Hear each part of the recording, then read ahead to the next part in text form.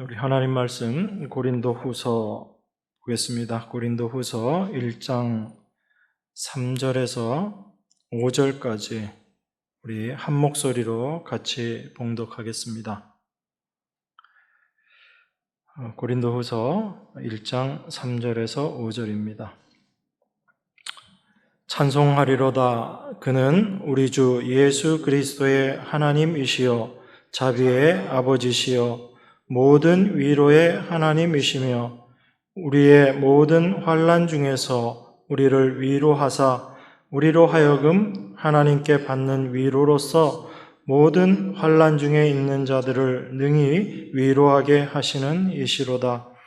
그리스도의 고난이 우리에게 넘친 것 같이 우리의 위로도 그리스도로 말미암아 넘치는도다. 아멘.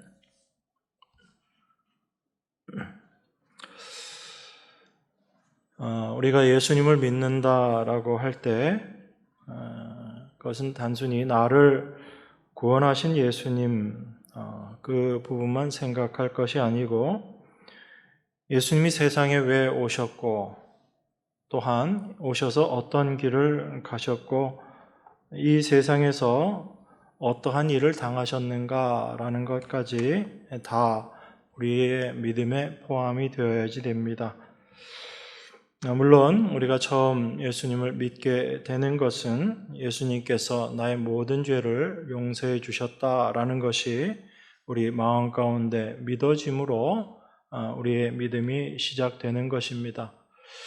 그런데 성경은 단지 그것만을 믿음으로 이야기하는 것이 아니라 참된 믿음은 그 예수님의 모든 것들을 올바로 알아가는 것, 이것이 믿음이다라고 이야기합니다.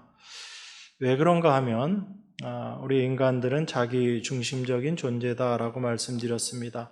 늘 나의 유익만을 추구하는 것이 우리 인간의 본성이거든요. 그런 인간에게 예수 그리스도로 말미암아 천국 간다라는 이야기는 모든 사람에게 복음일 수밖에 없습니다. 그래서 그 말을 믿는다라고 할 때 우리 인간의 그런 자기 사랑의 본성으로 말미암아 그 말을 내가 받아들이고 내가 믿는 것으로 착각할 수 있기 때문에 그렇습니다.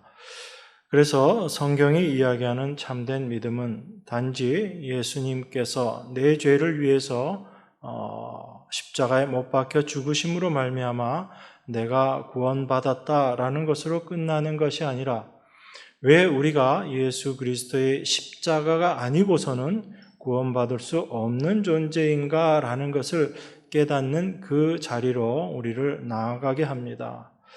그래서 십자가 복음, 십자가 믿음은 세상이 이야기하고 세상의 교회들이 단순하게 이야기하는 그 구원과는 사실 다른 것일 수도 있다라는 것입니다. 그것을 여러분들이 먼저 생각하셔야지 됩니다. 만약에 우리가 예수를 믿는다라고 하면서도 우리의 가고자 하는 길이 예수님이 가신 그 길이 아니라면 그건 예수를 믿는 것이 아님을 우리는 생각해야지 됩니다.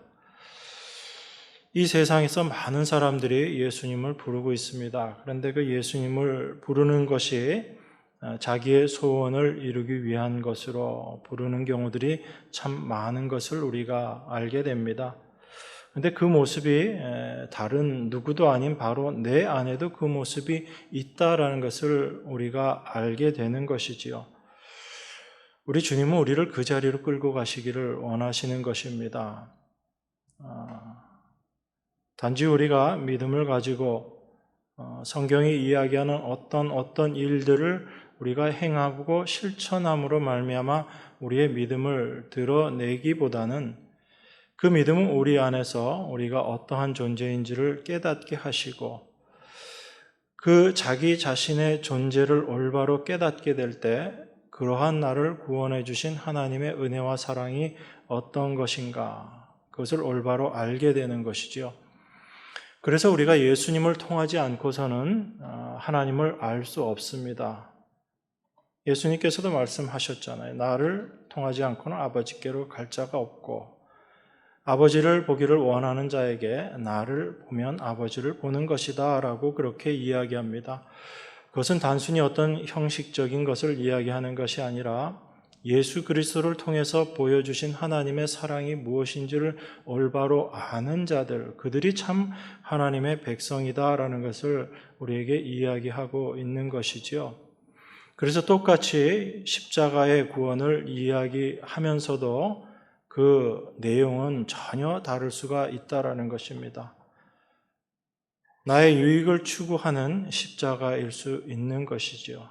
그 십자가에서 자신의 본질, 자기의 죄된 것을 깨닫지 못하고 그저 나의 죄를 용서하여 주신, 그래서 나를 구원하여 주신 예수님 하나님 감사합니다라는 것은 자기 욕심에 의한 것일 수도 있다라는 것을 우리는 하나님 말씀을 통해서 계속 확인받아야지 되는 거예요. 그래서 우리 안에서 그 일을 행하시는 분이 누구신가? 그분이 바로 하나님이신데 특별히 성령 하나님께서 우리 안에서 그 일을 행하시는 것입니다. 그래서 예수님이 말씀하신 참된 믿음, 예수님께서 가신 그 길을 가게 하시는 그 믿음, 그게 바로 주님의 일이 되는 거예요. 그래서 주님은 우리를 단순히 믿는 자로 끝나게 하시는 것이 아니라 그 우리를 끌어가셔서 믿음 가운데 있게 하시고 또한 그 믿음이 온전히 우리 안에 자리 잡을 수 있도록 주님의 일하심이 있는 것입니다. 이것을 하나님의 일하심, 주님의 일이 되는 거예요. 그러니까 단순히 우리를 구원시켰다라는 그 차원이 아닌 거죠. 그런 의미에서 예수를 믿는다라고 하면서도 나를 위해서 내가 가고자 하는 길을 그대로 가면서 그 길을 잘 가게 하기 위해서 예수님의 도움을 구하는 것, 이건 믿음이 아닌 것입니다. 이걸 우리가 좀 분명히 해야지 됩니다. 그런데 우리가 이따금 그 믿음이 아닌 모습에 대해서 이야기하다 보면 그게 사실은 또한 내 모습이다라는 것을 발견하게 되거든요. 그래서 우리가 얼마나 죄의 존재인가, 저주받을 수밖에 없는 존재인가를 그 십자가를 통해서 계속 확인하게 되는 것입니다. 내 안에는 나의 유익을 추구하는 모습이 없어, 이게 아닌 거예요.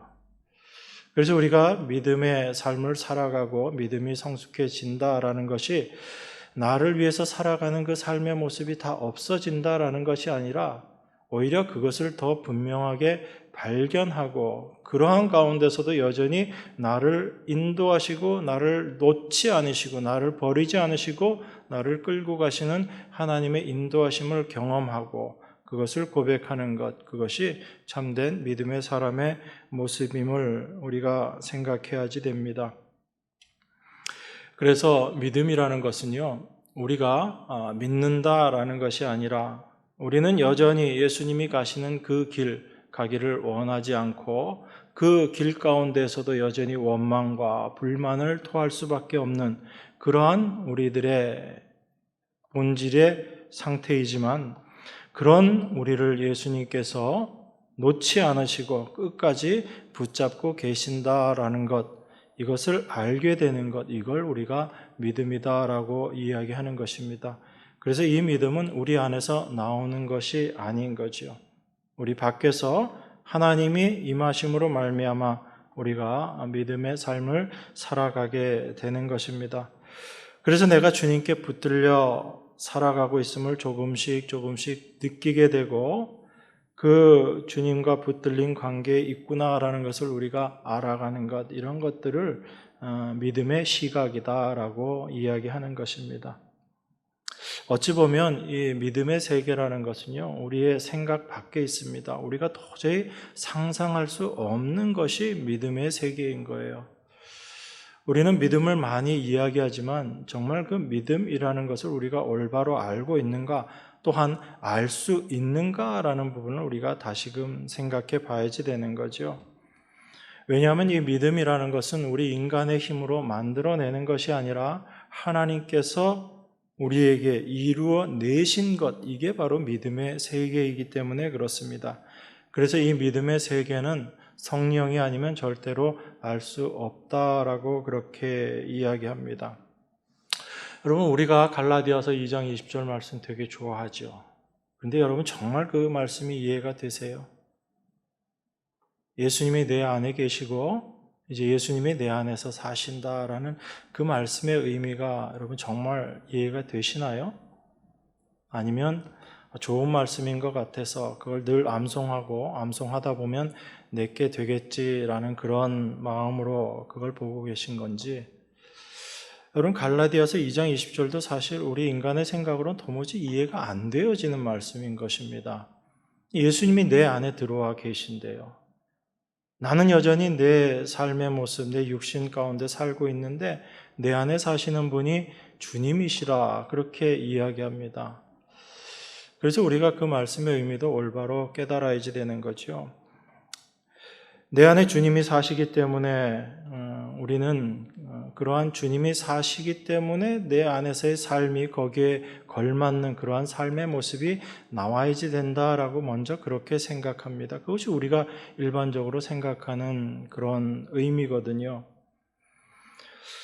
그런데 그 말씀의 의미를 우리가 곰곰이 생각해 보면 우리가 육체 가운데 살면서도 여전히 우리 안에 주님이 계시다라는 것, 그걸 어떻게 알 수 있는가? 그 말씀을 갈라디아 2장 20절 후반부에서 얘기하거든요. 내가 육체 가운데 사는 것은 나를 위하여 자기 몸을 버리신 그 하나님의 아들, 그 아들을 믿는 믿음 안에서 사는 것이다. 그렇게 이야기합니다. 이게 내 안에 주님이 사심으로 말미암아 우리가 알게 되는 믿음의 길이라는 거예요. 그러니까 그 말씀의 의미는 뭐죠? 나를 위해 자기 몸을 버리신 그 하나님의 아들을 믿는 것.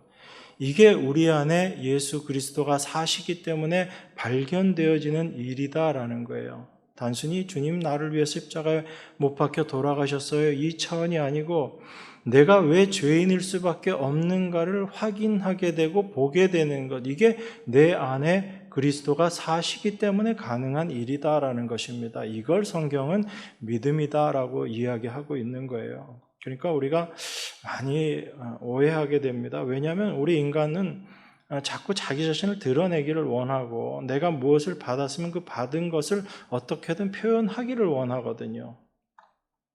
주님께 귀한 걸 받았으면 그걸 막 자랑하고 싶은 거예요. 그러다 보니까 참된 본질의 것은 도외시하고 오히려 그 외적인 것들에 우리의 마음이 빼앗기기 쉽습니다. 물론 주님이 우리 안에 계시면 그 주로 말미암아 우리 삶 가운데 드러나는 모습들이 분명히 있습니다. 그것은 그 이전에는 우리가 할 수 없었던 모습들인데 내 자신의 죄됨을 알게 됨으로 말미암아 왜 주님이 십자가에 못 박혀 돌아가실 수밖에 없었는가를 알게 됨으로 말미암아 우리 삶 가운데서 드러나게 되는 게 있어요. 그게 예수 그리스도로 말미암아 드러나는 것입니다. 그런 것들을 우리가 무엇이라고 얘기하냐면 신의 성품이다라고 이야기하는 거예요. 여러분, 신의 성품이라는 것을 우리 스스로 행할 수 있는 것, 인간이 열심히 노력하고 애써서 만들어낼 수 있는 것이다라는 생각을 먼저 버리셔야지 됩니다. 왜 그렇죠? 신의 성품, 하나님의 성품이기 때문에 그래요. 그런데 많은 사람들이 그 하나님의 성품과 유사한 비슷한 것들을 만들어내고 끄집어내고 열심히 개발해서 나에게 그것이 있다라고 그렇게 이야기합니다. 또한 그렇게 살아가는 것을 신앙을 가지고 믿음을 가지고 살아가는 것이다라고 또한 그렇게 이야기하고 또 그렇게 믿고 살아갑니다. 그런데 우리 안에서 우리가 만들어낼 수 있는 신의 성품이라는 건 없거든요. 그래서 그 신의 성품 예수 그리스도로 말미암아 맺어지는 성령으로 말미암아 맺어지는 그 열매들은 성령이 맺으시는 거예요. 우리의 원함과도 상관이 없습니다. 하나님께서 우리 안에서 일하심으로 말미암아 자연스럽게 드러나는 것들이에요. 그러니까 우리 마음 가운데 그 성령의 열매들을 맺어내야지 되겠다라고 우리가 어떤 열심을 가지고 하는 것, 그것도 어찌 보면 자기 자신의 열심일 수 있다라는 것입니다. 중요한 것은 우리가 어떤 위치에 있는가라는 것입니다. 그것을 올바로 알게 될 때 그 안에서 자연스럽게 일하시는 분이 바로 우리 안에 계신 하나님, 바로 성령 하나님이신 것입니다. 그래서 사도가 내가 그리스도와 함께 십자가에 못 박혀 죽었다라고 이야기할 때 그 앞서서 자기가 어디에 대해서 죽었는가? 율법에 대해서 죽었다라고 이야기합니다. 그 율법에 대해서 죽었다라는 그 말의 의미가 나의 모든 노력, 나의 어떤 것들로도 내가 하나님 앞에 올바로 설 수 없는 존재이구나라는 것을 깨달았다라는 거죠. 하나님이 그것을 위해서 율법을 주신 것입니다. 그런데 그 율법 받은 이스라엘이 그 율법의 의미를 모르는 거죠. 하나님은 이스라엘은 실패했으니까 너희들은 실패하지 않아 라고 이렇게 이야기하시는 것이 아닙니다. 이스라엘을 그림자로 주셨거든요. 그 이스라엘의 모습을 통해서 우리도 저 이스라엘과 동일한 자들이구나라는 것을 깨닫게 해 주시는 거예요. 그런데 우리가 자기를 위한 삶을 살지 않고 그리스도를 위한 삶을 살게 된다. 그렇다면 그것은 우리의 힘이 아니다라는 것을 우리로 하여금 깨닫게 해 주시는 것이죠. 그것이 하나님의 일하심이다라는 것입니다. 그래서 먼저 우리는 믿음이 무엇인가에 대한 그런 분명한 이해가 있어야지 됩니다. 그것을 깨닫지 못하고 알지 못하고 하나님의 말씀을 올바로 알 수 없기 때문에 그래요.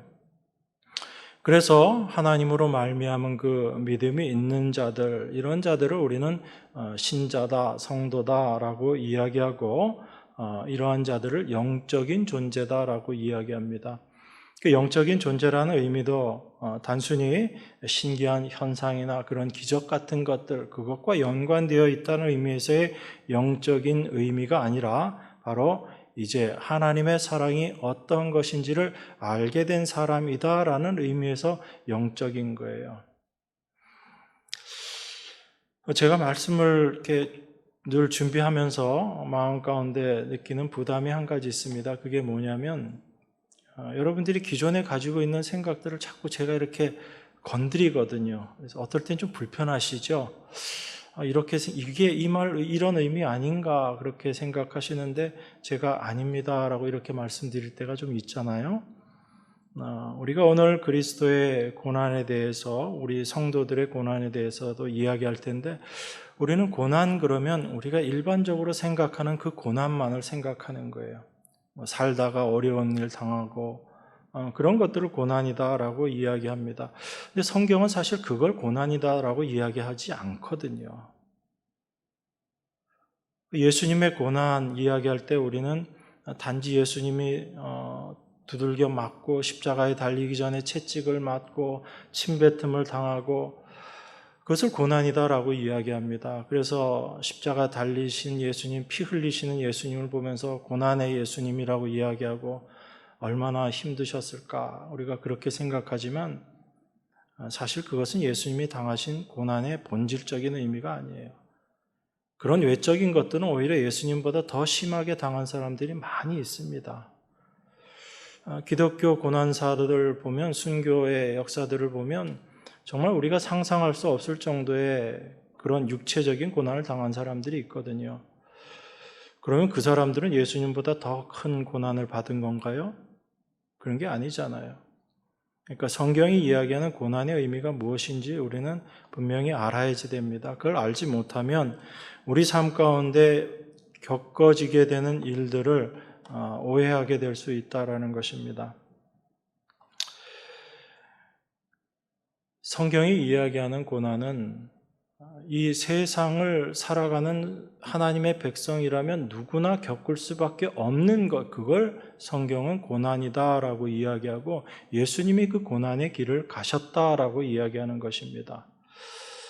예수님이 이 땅에 하나님의 아들로 오셔서 우리 인간이 어떠한 존재인지를 말씀을 통해서 드러내시고 하나님의 백성들의 가야 할 길이 어떠한 것인지를 이야기하실 때 그 누구도 그것을 받아들이지 않았거든요. 인정하지 않았습니다. 오히려 예수님을 배척했죠. 그게 세상의 모습이거든요. 왜냐하면 세상은 자기를 위해서 살아가고 자기의 유익을 위해서 살아가는 것이 세상입니다. 아담과 하와의 범죄함도 선악과 따먹음도 거기에서 생겨난 거죠. 내가 하나님처럼 되겠다. 그 중심에 누가 있는 거예요? 내가라는 존재가 있는 것입니다. 그래서 우리는 신앙생활에서 늘 조심해야지 되는 게 있습니다. 이 모든 것의 중심에 내가 있는가 아니면 그리스도가 계신가라는 것을 우리는 늘 염두에 둬야 되는 것입니다. 아무리 우리가 신령한 일을 하고 내 목숨을 내어줄지라도 그것이 나를 위한 일이면 그건 다 헛된 것이다 라고 성경은 이야기하고 있잖아요. 우린 그 말씀을 보면서도 그것이 나와는 아무 상관없는 구절이다 라고 생각하지요. 그런데 하나님이 오죽하면 성경에 그 말씀을 넣어 놓으셨겠어요. 자기 목숨을 내어주면서도 자기의 영광을 위해서 그 일을 하는 것이 인간이다라는 것을 우리에게 지금 말씀하고 계신 거거든요. 그러니까 신앙은 정말 쉬운 게 아니에요. 우리의 힘으로 살아갈 수 없는 것, 이게 신앙으로 살아가는 겁니다. 주님이 우리 안에서 그 삶을 살아주시지 않으면 한 발자국도 나갈 수 없는 것이 믿음의 삶인 거예요. 그걸 여러분들이 먼저 인정하셔야지 됩니다. 난 이제 구원받았으니까 믿음의 삶을 살아가야지, 살아갈 수 있다라고 생각하는 그 생각조차도 우리는 내려놓아야지 되는 거예요. 그래서 예수님이 말씀하신 것입니다. 마지막 때 이 세상에서 뭘 보겠냐고요? 믿음 보겠냐? 믿음 없다라는 이야기예요. 여러분 그거 인정하셔야지 됩니다. 내 안에 믿음이 없다라는 거 여러분들이 인정하셔야지 돼요. 그런데 내가 내 삶 가운데 믿음의 모습이 드러나는 것은 믿음으로 임하신 그 하나님의 역사하심으로 말미암아 우리가 그것을 깨닫게 되고 경험하게 된다라는 것입니다.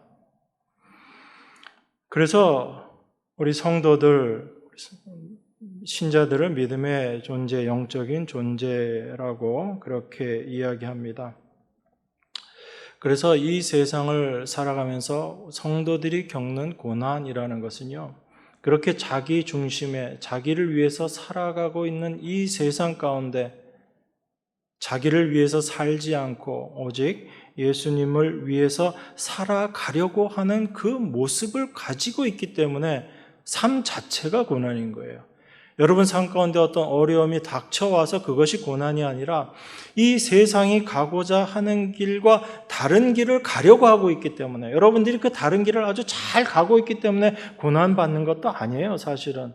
여러분 삶 한번 돌이켜 보세요. 여러분들이 그 삶 잘 살아가고 있어요? 잘 못 살아가잖아요. 그런데 여러분 마음 가운데 어떤 마음이 있는 거예요? 그 세상과는 다른 그 길, 주님이 가신 그 길을 어려움과 핍박이 온다 할지라도 그 길을 가고자 하는 그 마음이 여러분 안에 있잖아요. 이 마음을 누가 주신 거예요? 이 마음이 바로 하나님이 우리에게 주신 마음인 거죠. 그래서 우리는 늘 실망하고 우리 마음 가운데는 불만이 생겨나지만 그 모든 것들을 누르시고 끝까지 우리를 끌고 가시는, 우리를 버리지 않으시고 우리를 끌고 가시는 하나님의 일하심을 우리 안에서 발견하는 거잖아요. 이런 사람들을 성도다라고 이야기하는 거예요. 뭐 대단한 일을 해서 그 사람들이 성도라 칭함을 받는 게 아니다라는 것입니다. 내가 하나님의 손에 붙잡혀 있는 존재 맞구나라는 것을 인식하고 살아가는 거죠. 그런 자들의 삶 가운데 날마다 자기 자신의 죽음을 고백하게 되는 거죠. 오늘도 내 힘으로 내 자신을 위해서 살아가려고 했었던 자기의 모습을 발견하게 됨으로 말미암아 날마다 죽노라 하는 그 삶을 살아가게 되는 것입니다. 그래서 이 세상을 살아가는 하나님의 백성들은요, 이 세상에서 고난의 삶을 살 수밖에 없는 것입니다. 그 삶 자체가 그냥 고난인 거예요. 여러분들이 어떤 어려움과 환난을 겪는다, 겪지 않는다와 상관없이 이미 하나님의 백성들은 이 세상에서 넘치는 고난 가운데 살아가는 자들인 것입니다. 그러한 자들에게, 그것을 올바로 아는 자들에게 하나님께서 주시는 것이 무엇인가? 그게 위로라는 거예요. 그러니까 우리는 위로라고 생각하면 어떤 어려움이 닥쳤을 때 그 어려움을 해결해 주고 그 어려움에 대해서 동감해 주고 하는 그런 말, 그런 일들을 우리는 위로다라고 그렇게 생각하지만 그것은 어떤 겉부분만 바라보는 거죠. 결과적인 것들에 생각이 미쳐서 하는 그런 말들인 것이고, 참된 위로는 이 세상을 살아가는 것 자체가 바로 고난임을 알고 있는 자들에게 하나님께서 약속하신 그 약속이 내 안에 믿음으로 분명하게 자리 잡게 될 때 진정한 위로의 삶을 살아가게 되는 거죠. 그들에게 넘치는 고난과 함께 하나님의 위로가 함께하는 것입니다. 사도는 지금 그거 이야기하고 있거든요. 근데 우리는 고난이다, 위로다라고 이야기하면 오히려 그런 것보다는 그저 우리가 생각하는 그런 외적인 것들, 그런 것들 중심으로 고난과 위로를 생각하는 거죠. 자녀가 직장을 못 잡으면 고난이다라고 생각하고, 내 삶 가운데 질병이 찾아오면 이것을 고난이다라고 생각하지만 그것은 인생이 겪는 일일 뿐인 거예요. 그러한 문제에 대해서 이 세상의 모든 종교들은 같이 고민하고 있습니다. 그리고 거기서 벗어나려고 하는 것이 종교의 모습이거든요. 그런데 그게 바로 세상의 모습이라는 걸 왜 여러분들은 생각하지 못하시나요? 내가 지금 당한 어려움에서 벗어나고자 하는 것, 그게 바로 세상이 추구하고 있는 모습이다라는 것까지 우리가 생각하게 될 때 하나님이 우리에게 주시는 고난이 어떤 것인가라는 것을 알게 되는 거죠. 세상은 그렇게 자기 자신을 위해서 살아가는데 그러한 세상 가운데 자기를 위해 살지 않고 그리스도를 위해서 살아가는 자들이 바로 세상으로부터 핍박과 고난을 받는 자로 살아가는 것입니다. 그게 성경이 이야기하는 고난인 거예요. 예수님이 그 고난을 받으신 거예요. 그리고 지금 당신의 백성들을 그 고난 가운데로 끌고 가시는 겁니다. 그런데 우리는 좋겠어요, 싫겠어요? 우린 질병이 오면 질병에서 빨리 벗어나길 원하고, 자녀에게 문제가 생기면 그 문제가 빨리 해결되길 원하고, 내 삶 가운데 어려움이 찾아오면 그 어려움에서 빨리 벗어나기를 원하는 것이 우리들의 모습인데, 오히려 하나님은 우리를 그 길로 끌고 가신다니까요. 그러니까 그 예수님의 가신 길을 원하는 백성이 없는 거예요. 그런데 하나님은 우리를 그 길로 끌고 가시면서 우리 안에서 무엇이 나오는지를 보여주시는 것입니다. 그 길 가운데서 감사와 찬송으로 나아가는지 아니면 여전히 불만과 원망의 모습으로 그 길을 끌려가고 있는지를 보여주시는 거죠. 간혹가다 우리가 감사도 하고 찬송도 하죠. 언제 그러던가요? 그 고난이 그대로 있을 때 그러던가요? 아니면 그게 벗어났을 때 그런 감사가 나오던가요? 여러분들이 생각하는 그 고난에서 벗어났을 때 우리는 감사하는 존재인 거예요. 그게 우리들의 현 주소입니다. 주님은 우리를 그걸 알게 하시는 거예요. 여러분, 사도가 하나님의 백성들에게 은혜와 평강이 있기를 원하노라라고 그렇게 이야기합니다. 그러면서 바로 이어서 하신 이야기들이 어떤 거예요? 하나님의 위로가 너희들에게 있기를 원한다라고 이야기하면서 그리스도의 넘치는 고난 가운데 있는 그 고난에서 우리를 빼내주겠다. 그래서 우리가 하나님의 은혜와 찬송을 하게 되는 것이다. 그 이야기가 아닌 거죠. 여전히 그 고난 가운데 있으면서 하나님의 위로를 경험하게 되는 거죠. 그래서 은혜가 무엇인지를 알게 되는 것입니다. 그 가운데 알게 된 은혜가 참된 은혜인 거예요.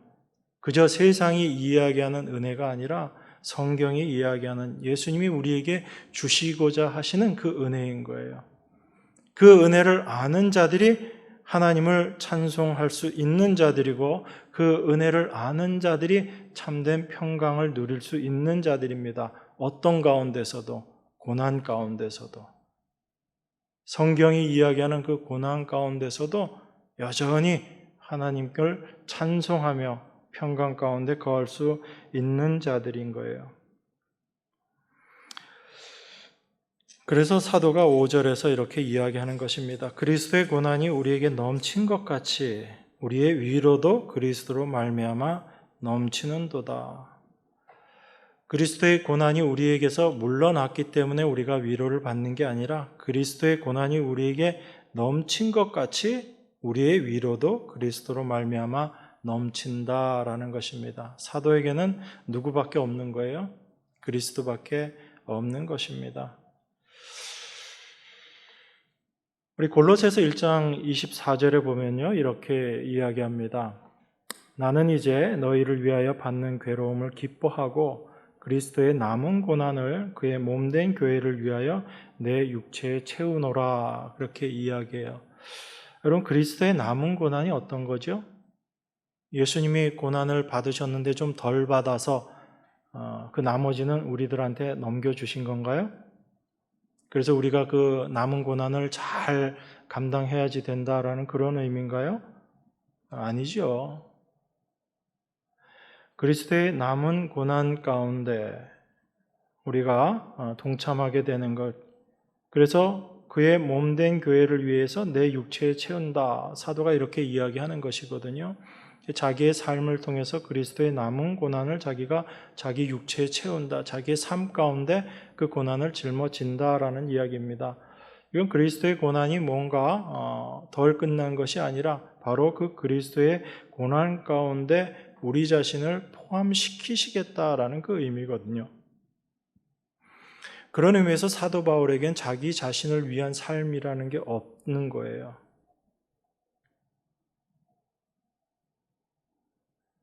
근데 우리는 신앙생활을 이야기하면서도 여전히 내 신앙이잖아요.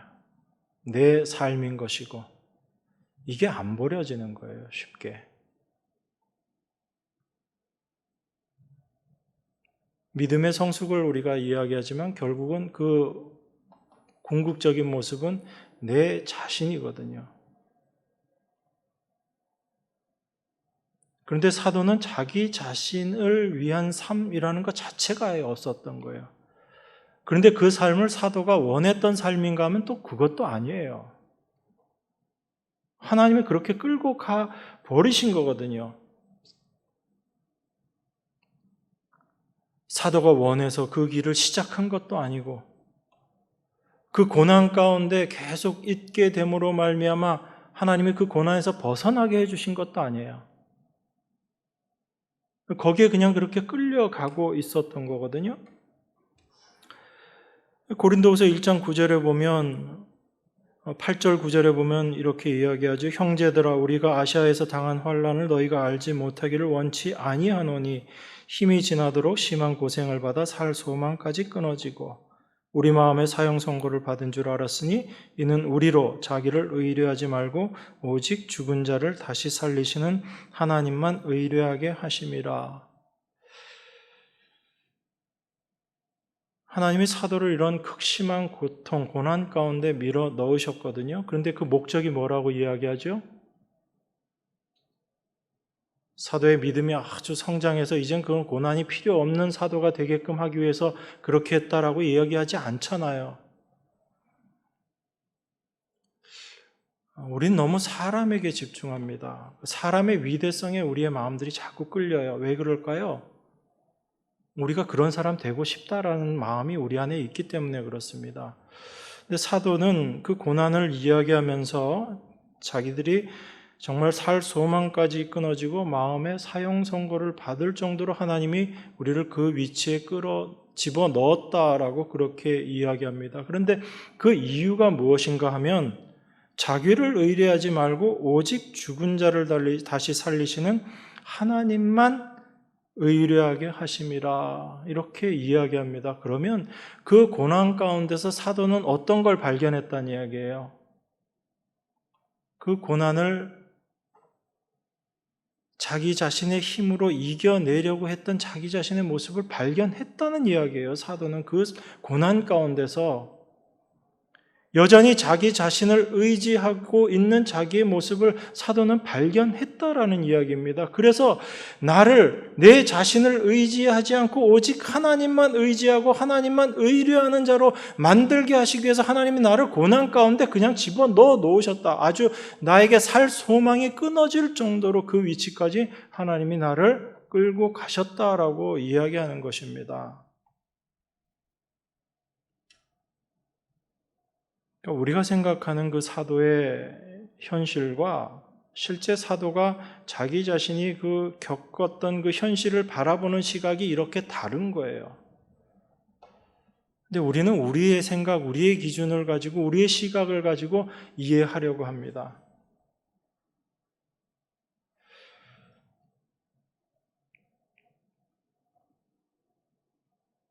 만약에 우리의 생각대로라면 우리에게 어떤 고난들이 오고 그 고난을 겪고 나면 이제 어떠한 고난이 와도 우리는 흔들리지 않는 자들이 되어야지 돼요. 그런 자들이 된다라는 것은 이제 우리가 우리 자신을 믿을 수 있는 자가 되었다라는 우리가 그런 존재가 되었다라는 이야기거든요. 그럼 사도가 지금 우리에게 이야기하는 것과 정반대의 모습인 거잖아요. 사도는 뭐라고 이야기해요? 그 모든 고난 가운데 고난을 주신 하나님의 목적, 이유는 무엇인가? 하나님만 의뢰하는 자로 만들게 하기 위함이다라고 이야기합니다. 어려움이 찾아오면 1차적인 우리의 반응은 내가 뭔가 하려는 거거든요. 그런데 그것을 내려놓게 하시는 거예요. 그 일을 우리 안에 계신 주님께서 하시는 것입니다. 우리 힘으로 할 수 있는 것이 아무것도 없다라는 것을 날마다의 삶 가운데 깨닫게 하시는 거예요. 내 자신도 내 마음대로 할 수 없다라는 걸 깨닫게 하심으로 말미암아 내 주변에 있는 사람들을 내가 원하는 모습으로 만들고자 하는 그것들도 다 내려놓게 하시는 거예요. 그래서 어떤 의미에서는 자녀가 부모에게 있어서 스승인 거예요. 자녀 키워보시는 분들 아시잖아요. 자녀를 통해서 누구의 모습을 보세요? 내 모습을 보잖아요. 내 본질을 보게 되잖아요. 인간의 본질을 보게 되잖아요. 우리 자녀는 속도 안 새기고 정말 너무너무 아름답고 귀한 자녀야. 늘 그렇게만 자녀들이 다가오시던가요? 각자의 환경마다 하나님께서 다루시는 모습이 다르기 때문에 우리가 일률적으로 모든 것들을 이야기할 수는 없지만 하나님은 당신의 백성들을 통해서 그 일들을 행해 나가시는 겁니다. 그래서 우리를 하나님만 의지하는 자로 그렇게 만들어 가시는 거예요. 그 모든 일들 가운데 이 땅을 하나님의 백성으로 살아가게 되는 성도가 겪어야 되는 그런 고난들이 있고 위로가 있는 것입니다. 여러분, 우리가 오늘 부활절 맞이해서 성찬을 행합니다. 주님의 만찬을 행하거든요. 그 주의 만찬을 행하는 의미가 무엇인지 우리가 좀 잘 생각하시기를 원합니다. 예수님께서 말씀하셨거든요. 떡을 떼어서 그것을 가지고 축사하시고 그걸 우리들에게 주시면서 이것은 너희를 위하는 내 몸이다 라고 그렇게 이야기합니다. 그리고 잔을 가지시고 그 잔을 주시면서 이것은 내 피로 세운 새 언약이다 라고 그렇게 말씀하세요. 그렇다면 우리가 이 성찬식을 행하면서 주님의 몸과 피를 상징하는 그런 떡과 포도주를 마시면서 우리가 무엇을 생각해야지 되는가라는 것입니다. 그냥 내 죄를 위해서 십자가에 피 흘리신 예수님 감사합니다. 이것으로 끝날 게 아니다라는 거죠.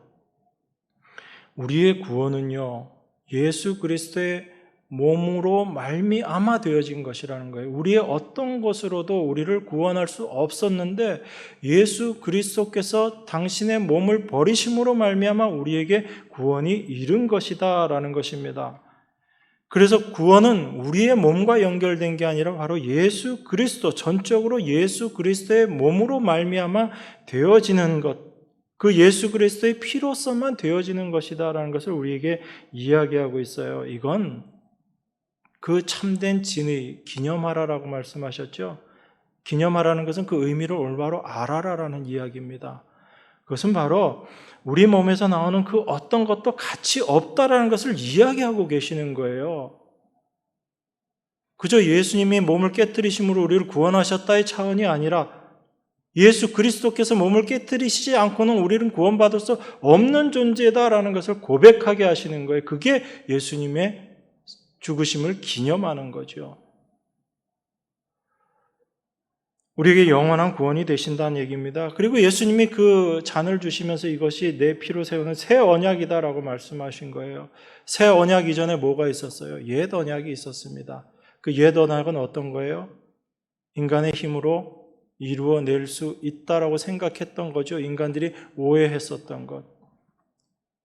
그래서 인간은 도저히 할 수 없다라는 것을 옛 언약을 통해서 보여주시고 새 언약 대신 예수 그리스도께서 당신의 피를 흘리심으로 말미암아 오직 예수 그리스도만으로 모든 것들을 이루어내시겠다. 하나님으로만 모든 것들을 완성하시겠다라는 하나님의 약속인 거예요. 그게 새 언약인 것입니다. 그러니까 우리는 그 떡과 포도주를 마시면서 그걸 기념하는 거예요. 나는 아무것도 할 수 없는 무능한 그런 불가능의 존재입니다. 나는 저주받을 수밖에 없고 심판받을 수밖에 없는 그런 존재입니다. 그런 나를 위해서 예수님께서 몸을 깨뜨리시고 나를 위해 피를 흘려주셨습니다. 그래서 나는 이제 나를 위해서 사는 삶이 아니라 오직 예수님의 그 삶을 드러내는 그것만을 위해서 살아가는 삶 되기를 원합니다. 이 소망 가지고 예수 그리스도를 전하는 거예요. 이것이 참된 성찬의 의미입니다.